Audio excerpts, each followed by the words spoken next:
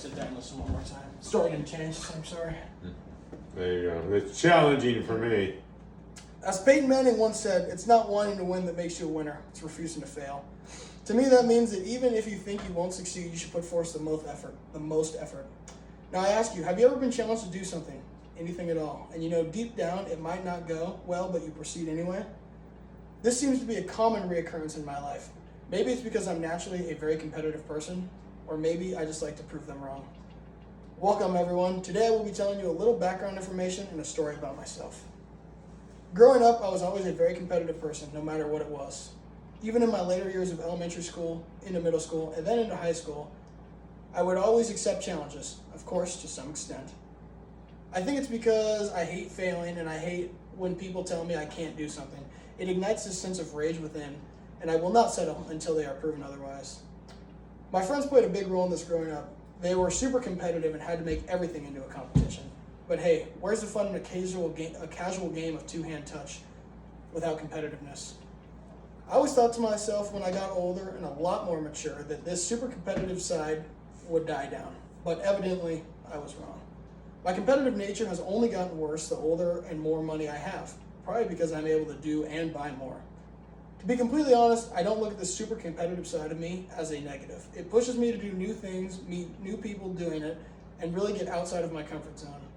I have learned that being comfortable with being uncomfortable is the best for you to grow and learn all you can achieve. This mindset brings me to the story I would like to tell you. It was late July of 21.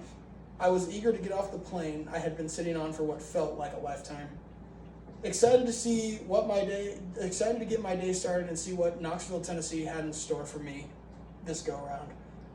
The first time back since the beginning of this sickness called COVID, and I was excited to see what the city had to offer now things were somewhat back to normal.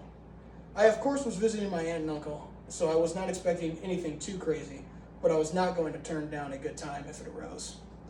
Later in the week, once we got settled in and got all the sightseeing and shopping out of the way, we decided that we were going to have a chill lake day.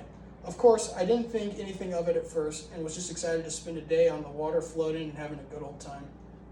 As I started out the back door to the dock, I noticed that the boat was still covered and far from ready to go. I asked my uncle what was going on and why the boat was still covered because I thought we were going out. He then responded with, "Your aunt is going on a half-mile swim and I'm going to paddle next to her. Then we will go." And naturally I responded with, "Okay, let me know when you're back so we can go." Which then he responds with, "Why don't you join Michael Phelps, unless you think you can't hang?" And the next thing I know, I'm putting on a swim cap and flippers to do this swim out the cove and back in with her. At this point, I was very concerned. Although I'm a very strong swimmer, I have never been much for distance, more of a sprint type of guy, but I'm not going to back down from a challenge. As we began the swim, I immediately regretted agreeing to do this, but I was not going to give up because I had to prove him wrong. Once I made it out of the cove, the hardest part was over, and I was no longer swimming against the current, so it was smooth sailing from there. I was like a fish in the water heading back to that dock. I couldn't be stopped. I remember that after I got back to the dock and was able to catch my breath, the realization of what I did just hit. And I couldn't wait to say, "Look who was wrong." Now I know what you're thinking, "Anthony, why all that just for those 4 words?" And that's something I can't tell you, but again, the super competitive side of me wins. With all that being said, all great stories must come to an end, and unfortunately it is that time. In conclusion, today I covered a little background information about myself and a story. As I leave you guys today, I would like to end this speech the same way I started it, with a quote. As Roger Crawford once said, "Being challenged is inevitable. Being defeated is optional." And I strongly believe that accepting these challenges and taking them head on will make you a stronger individual. Cool.